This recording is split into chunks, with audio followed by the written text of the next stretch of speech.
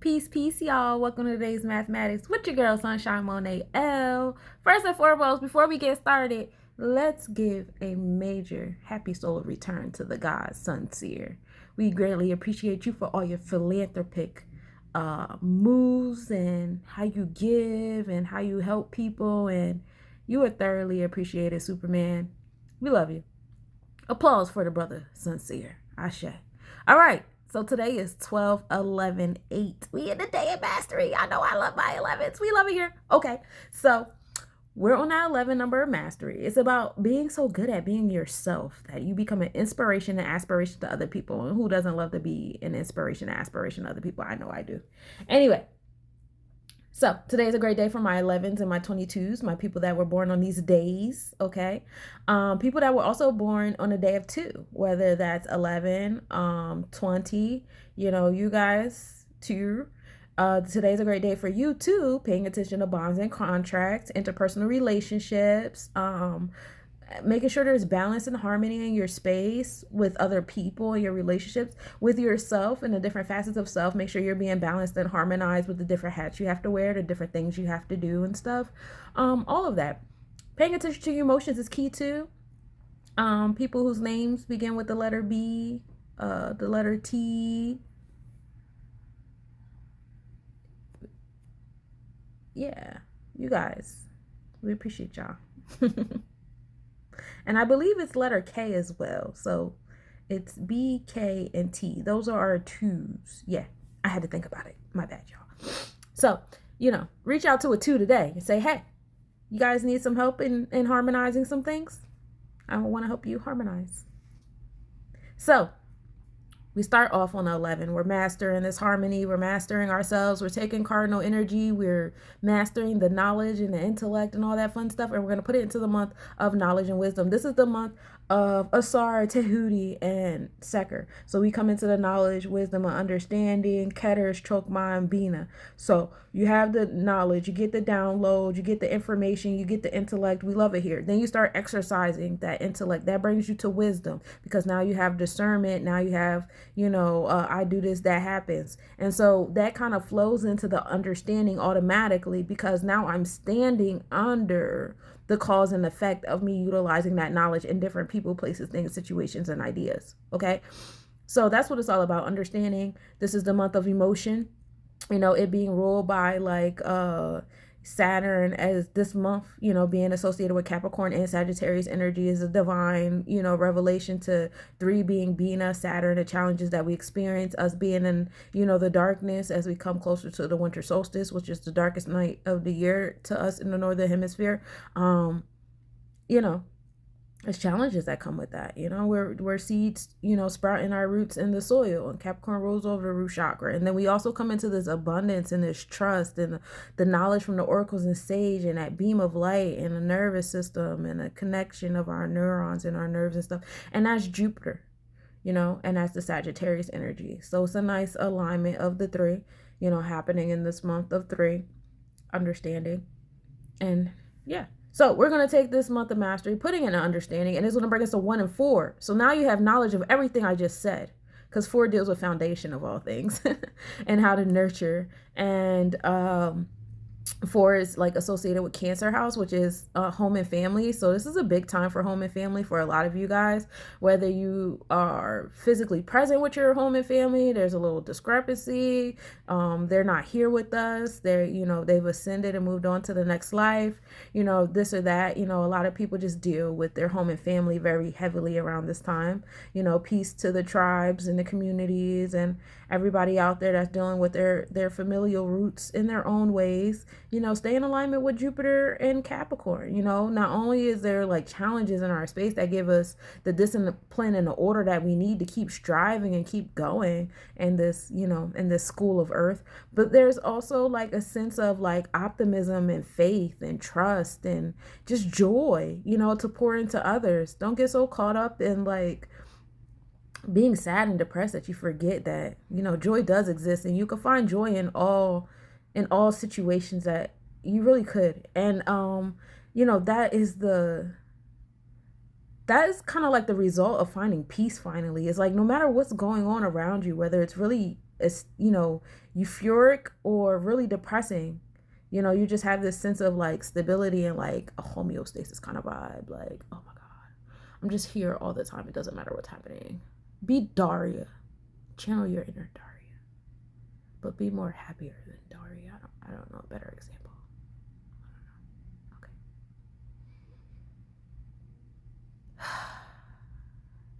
know. Okay. All right. So we got the 1 and 4. We got the knowledge of the foundation, the home and family, and the nurturing and stuff like that. And we're going to bring it to 5, because once you have the intellect of like the nurturing and what's in your roots and all that, of course you're going to enforce it. Like, can't nobody play about these, this is my internal law. This is how I'm going to nurture it. This is how I'm doing it. Somebody come in my space and say, well, that's dumb. It's so dumb. Why are you doing it that way? Do it this way. Like, this is when you have to come into your 5. Like, no, I know about this. And I know what needs to be, how to nurture it. And I've already done the numbers. And I've already done the knowledge and wisdom, understanding. And I've already mastered taking the cardinal initiative and all that stuff like that. Like, get away. So, this is what I'm doing. This is the law and order, what I'm doing, and I'm enforcing it to y'all. But sometimes you got to enforce it to yourself too, because, sometimes like your like inner like emotions can get in the way of your drive and your ambition and stuff. Like, oh, I don't feel like it. Like, I don't know if some of you guys are earth signs like me, but I'm very one with the weather, and it's been very rainy and very dark. So you already know I don't want to do anything that I'm doing, but my ambition is bigger than my feelings. And that is like another result of being at peace. No matter what I feel, I'm just at this, default thing. Am I pushing it to the limit like it's July? Hell no. No. But I'm still moving. Anyway. So, yeah, enforce that shit. And then we're going to put it into the year of 8. Oh my God, this is really like the last month of the year, like 8. That's so crazy. Happy fiscal. It's fiscal year. I don't know if you guys have been keeping up with the feds, but it's hilarious. Anyway. So yeah. We're going to put it into the 8. This is the year of Sebek. This is the year of the celestial technicians and labeling, and high highs make low lows. The goal is to be the homeostasis in the middle, of course. This is the energy of Seker. We're like labeling and separating things, and it's been brought to us by Jupiter, which is our wisdom and our discernment that we get from exercising our knowledge. Exercise the knowledge. Yeah, I had to bring my real life out for you. Exercise that shit. Don't just be over here holding knowledge, okay? It's not fun. It's not fair. And when I speak to you guys, I speak to myself. I saw somebody post the other day. Sometimes you're destined to fail a few times before you get it right. Because you never know. Somebody might be like about to do the same fail that you did. And now you can stop them. And now you can give them the wisdom, the second Sephiro, and your found understanding based upon your wisdom. You know what I'm saying? Now you can like better communicate when you're giving advice to someone, like, hey, this is my personal understanding because of, my experiences and from my knowledge. And it might work for you. It might not, because your Sephiros are a little different than mine. So, but just to give you a little guidance, keep it in mind that this could possibly happen to you too.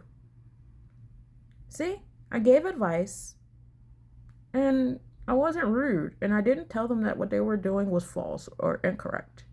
Just told them what I was standing under. You see how that works? Anyway, it's a karmic debt number when we put the 5, the enforcer, and 8, the transformer, into together. It brings us to 1 and 3, which is, a karmic number. Standing knowledge and like standing under what you know is a big thing. Also, this is a divine alignment between intellect and emotions. How you ingest things and how you are expressing those things that you are ingesting or impressing, being impressed upon and expressing. Okay, yeah, because a lot of times we don't stand under what we know. We stand under what other people want us to know, what they want to tell us and stuff like that, and that's not always the best way. So stand under what you know. Express what you ingest. Don't be afraid. You know what I'm saying? Overall, today's a day of 4. Today's a day of foundation and home and family and nurturing energy and just being stable. And we love here on the 4s. It's 4 corners and it's a square. And manifesting things is heavy, especially because we're on a Wednesday. Happy day of Elegua, y'all. People in the back. I was born on a Wednesday. I love it here. So It's a great day for manifesting for my my spellcasters back there. You guys, want to do that. Do that today on a Wednesday, on a day of Elegua, on a day of 4. Let's talk about what's astrologically, astronomically happening. We started the day off at a 78% waxing gibbous moon, still in the moon of building, and we're building the physical things in our space. Moon rising at 1:36 p.m. and setting at 2:44 a.m. We started the day off at a tropically in our thoughts at a 23-degree Aries, new beginnings, finding balance and understanding and enforcing that. 2 and 3 come together, make 5 new beginnings in our space. Energy exchange, we're between Pisces and Aries energy, like right there on the line. We did start the day off at a 28-degree Pisces at midnight.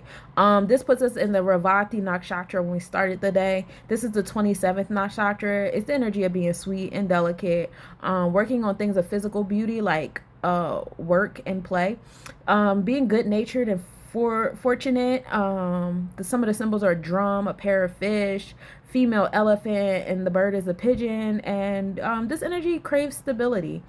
And Pushan is the deity, and this is the soul guide, the solar deity, the guardian of the roads and the cattle, and the lord of path. And what he does is he assists in giving like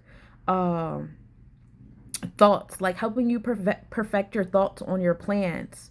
He's like the guardian and showing you the different possibilities and directions and stuff.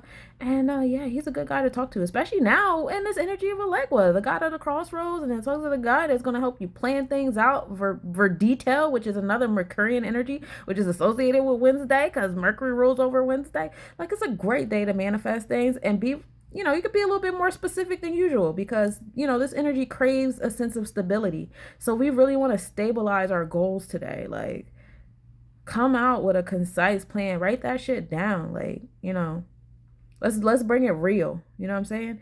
And watch how stuff gets closer and closer to your vortex. Because, oh my God, stuff is getting so close to my vortex. It's so crazy. Anyway, the sunrise at 7:11 a.m. is setting at 4:34 p.m. We started the day off at a 19-degree Sagittarius in our thought processes. So knowledge was born today. And we were just so, getting wisdom from that knowledge being born and being all optimistic and with joy. We love it here. Shout out to my people that woke up in a good morning, in a good mood. I said the wrong word. Anyway, in the constellations, we started the day off at a 24-degree Scorpio in the 3rd house. So still transformations happening in our communication and in our communities. Our sense of stability and being fickle and like traveling and stuff like that. 2 and 4, harmony on the foundation of things on this day of 4.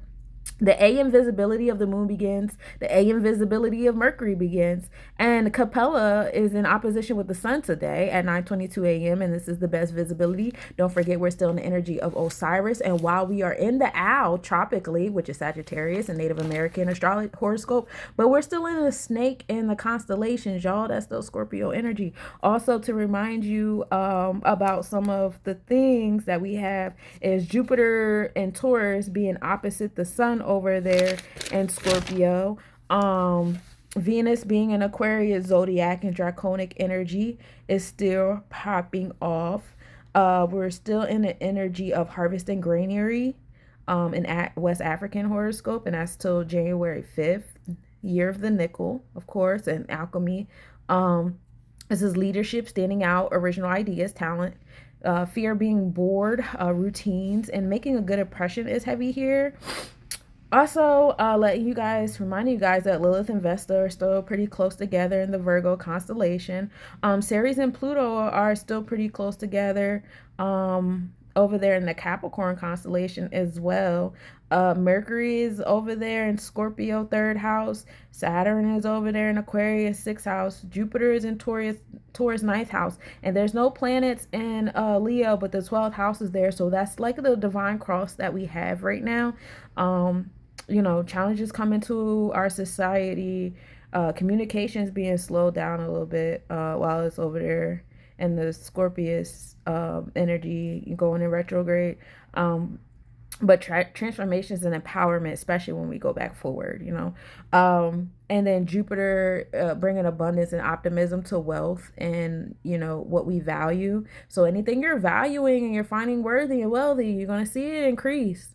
It's going to keep increasing. Now learn how to direct it to you instead of around you. And then the 12th house is the subconscious. You know what I'm saying? That's when we get into the Pisces vibe of things. And it's over there, be confident and courageous. So be confident and courageous in your Akashic records and your subconscious and your intuition and, you know, and that realm of things. It's time to move in more confidence with that. That's the divine cross that we have happening in our space right now. Venus is in Capricorn constellation while it's over there in tropical and draconic Aquarius. So we're still having, you know, experiences is towards our root chakra and what we find worthy and of value. All right.